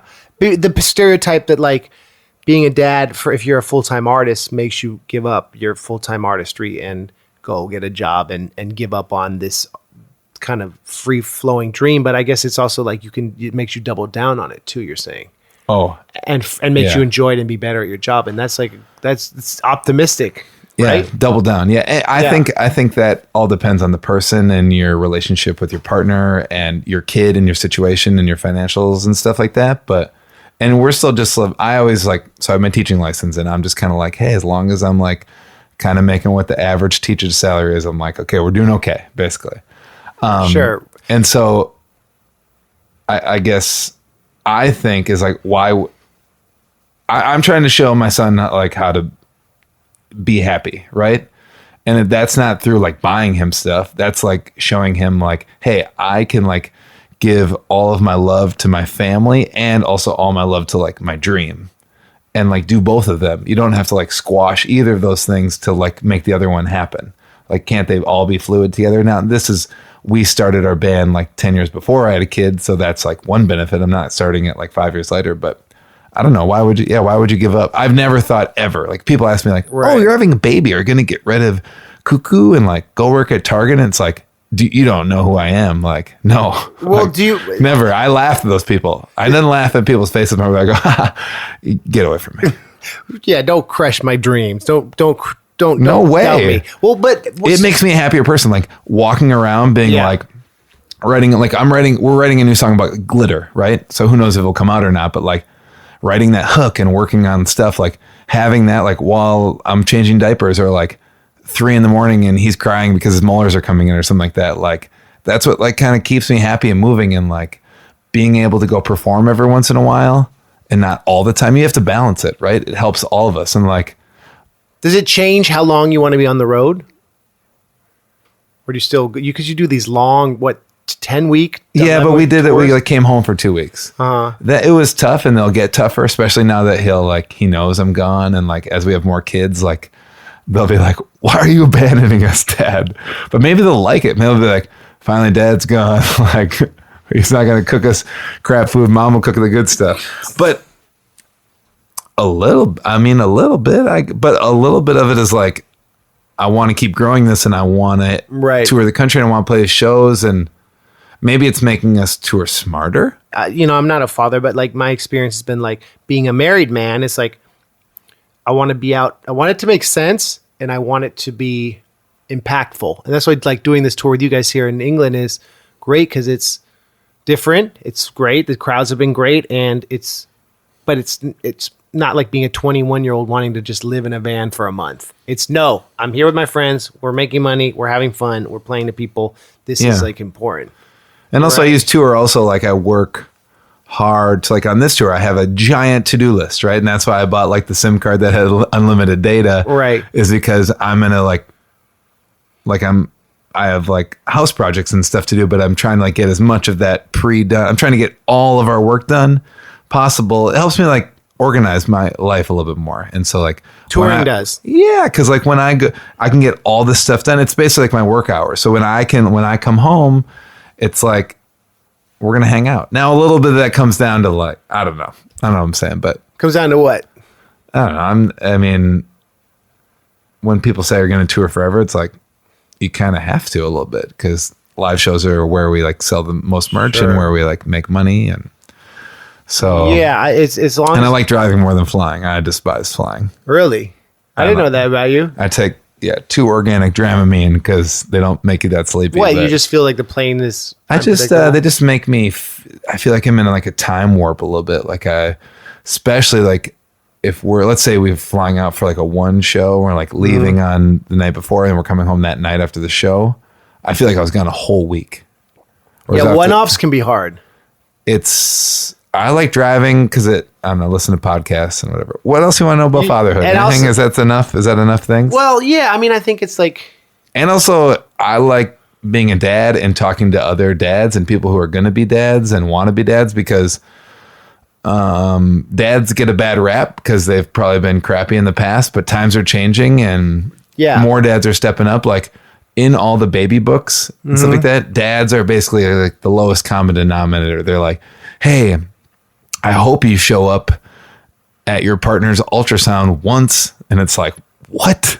Like, let's go to all the appointments if you can. Like, I know jobs and stuff happen, but like, let's care. Let's care. Let's step up. Let's equal this. Well, talking about... Dudes got to step up. And so when I see fun dads, like I'm a champion of dads. I love seeing dads. And that's why I love Atmosphere so much even now more than before, is because he's got his boys and he is all about them, and he's still working hard. And every, like, let's say if he has a day off, I see it on his Instagram. He's like, I'm flying home to surprise the family and stuff like that. And it's he's talking about changing diapers and like, I don't know. I just love that.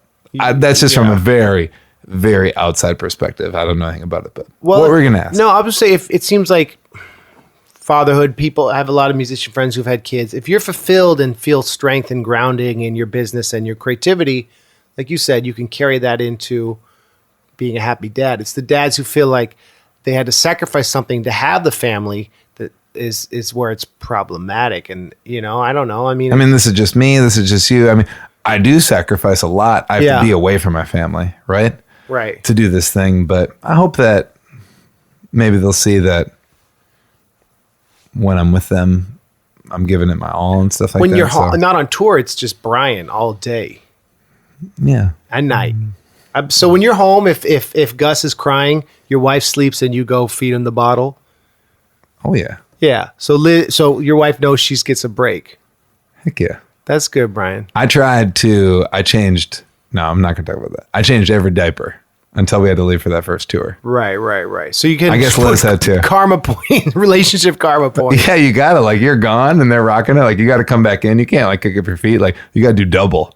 So it's hard. It's hard to tour because, like, you have, when you go, because you're away and you want to be home. And then when you're home, you want to, like, oh, it'd be fun to tour and stuff like that. And, like, tour is business. It's like a business job. You know what I mean? It's like a business trip. It's work. It's work. But when you're home, it's like, you got to double it up. You got to, like, yeah, I'm kind of messy. So I got to, like, be clean. And, I find that being married, when I'm home, I really want to, I'm home, I'm not on tour as much as I used to be. I really want to be present. Boom. That's the word I was trying to think. Yeah. Present and make this time special. And when my wife isn't working, make sure that time together is very, very important because Ashley is supportive and wonderful when I do have to go on the road to make money right now. And it's like, I imagine if we, if one day, being a dad, I would want to be present, but twice as present. And then you're having to make time for your relationship with your wife. It's like, it's a balancing act, but it also sounds like it's like, could be the best thing in the world if you have that magic balance. Yeah.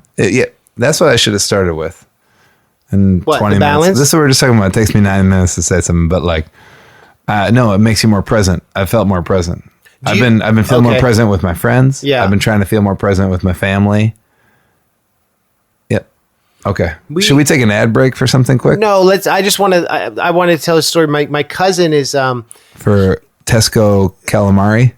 Oh gosh, hold on. Let's get back to that. My cousin and his partner recently adopted a kid, and I saw him right before Christmas, and we had a loss in the family, and so it's been hard. But like we were talking, and we had lunch, and the sun was setting, and he was like, watch these moments of like playing with my son while the sun's watching, seeing my cousin these are like the magic things in life. You learn to be very present, and he's it's not biologically his son, but it's the same thing. Like becoming a father is.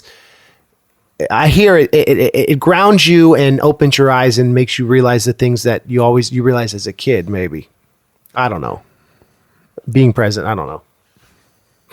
And also don't have a kid unless you want a kid. Right. It's hard. Okay. Parenting stuff. Today we went to Marks and Spencer's at the rest station. You're going to admit this? This is gross, Lars. On tour, I try to eat healthy and eat a lot of protein, and I ate some protein that was a little... You had truck stop seafood. I broke my veganism for some seafood today, and I had a lot of shrimp. You're not vegan if you're eating that garbage? I guess not. I've been trying to be vegan, though. That's not being vegan. Eating... Did it look gross? It maybe gave me energy, dude. I felt so good. We saw it because you said, "Oh, gross! What's that?" No. And then later you picked it up and bought it. No. But the shrimp that was all like covered with pepper looked like it was dirty. That's what I was pointing at. Okay. And then we're checking it out. I'm like, "Do people buy this much seafood?" He goes, "Yeah, it's three for 9 pounds. Everyone buys this much seafood." I'm like, "See." Do we need to have a part two of this? No, I mean we're coming up on 2 hours. So my gosh, turn this off. Well, let's say goodbye. Bye. No, but what's up with social medias and whatever? Peace. No, Koo Koo Kanga Roo on Twitter. Nobody cares. Do you have a Bryan Atchison Instagram? All gone. Really? Yeah, I deleted it all. I delete all our social media if we didn't have. Not Neil though. Neil's pretty solo. Yeah, he rocks it. So you don't. We're different people. Yeah, I mean that's gonna be interesting. So part 2, ladies and gentlemen, is gonna be with Bryan's rap partner. Wait, I thought Neil was gonna be part 1. Whatever. You'll be part 1. No, you should put Neil first. Why? He's gonna be. I've interviewed you first, so chronologically, I want to put you first. You should put Neil first because he's gonna make more sense, and I'm just like fun. Well, what should I ask Neil? You don't know. Stop. What? Well, why should I know? This should be first because I've talked to you first. Otherwise, it's gonna be confusing, especially this extended outro. Wouldn't it be like, I already heard Neil? No, it's going to be the best thing about it. They're going to be like, they were talking about this. It's depending on how it goes with Neil, he may be first. He's going to be first. Neil's a smart cookie. He's smart as heck. We love him, don't we? Yeah, we do love Neil. I'm glad I'm his friend. On Thanksgiving, I texted him and said, thank you for your friendship, Neil. I think I texted you that too, did I? And he probably didn't text back. Well, it's okay. I don't take it personal. I know he saw it. I thought we were saying peace. Yeah, we're saying peace. Koo Koo Kanga Roo. I thought you were going to try to rep any of our Cuckoo social media. You shut me down. Koo Koo Kanga Roo. Don't do it. Nobody cares. All right, peace. Peace. Brian, one record that what's a good record to start on? Whoop De Woo or whatever? Wait, of somebody else? No, you guys. You should listen to Betty Who. Yeah, she's a great Australian pop star. If anyone who hasn't heard Koo Koo Kanga Roo, this is the introduction to you, what album should they play? You should either go onto YouTube and just click around until like scroll to the middle and basically like click on something you think is a goofy, or Whoop-Dee.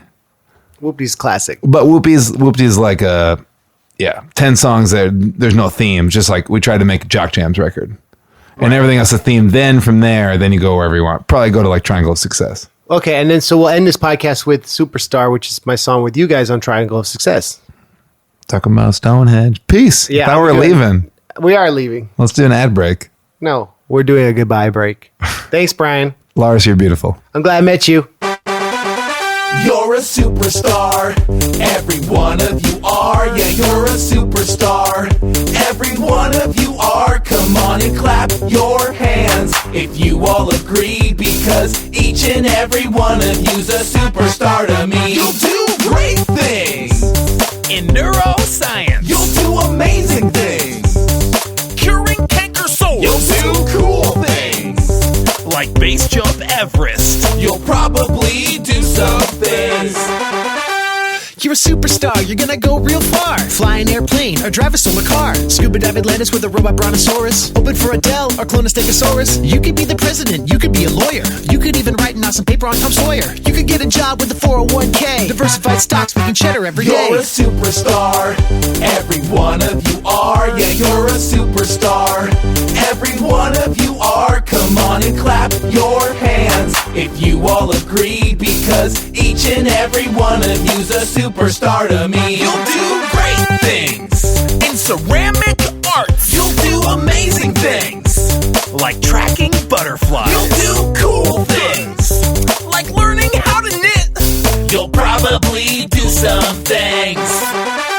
You're a superstar, you'll be great at sports. You're a Jedi, homie, you can use the Force. You're a Minecraft champ with your own amiibo. You're Elon Musk in his gold gazebo. You're Azalea Banks on Hot 97. You could own a Starbucks or a 7-Eleven. Drinking Slurpees all day, drinking Slurpees all night. Drinking Slurpees for breakfast, yo, that would be you're tight. You're a superstar, every one of you are. Yeah, you're a superstar, every one of you are. Come on and clap your hands if you all agree, because each and every one of you's a superstar to me. Yo, I just want to say that interview was tight, joyful, and very informative, and that all of you are superstars. Next week on the podcast, we have Rob Lanterman, who runs Hidden Home Records out of Boise, Idaho. And he's a young dude who played bass with Big O back when Big O toured with a band. And Rob talks a lot about what it's like running an indie label now and printing tapes and CDs, and just I like his philosophy. I like him. He's a great guy. So check out next week the Hidden Home Records interview with Rob, and patreon.com/MC Lars. Get shout out on the podcast. Thank you again for listening. I'll see you all soon. Have a great week. Thanks, everyone. Bye.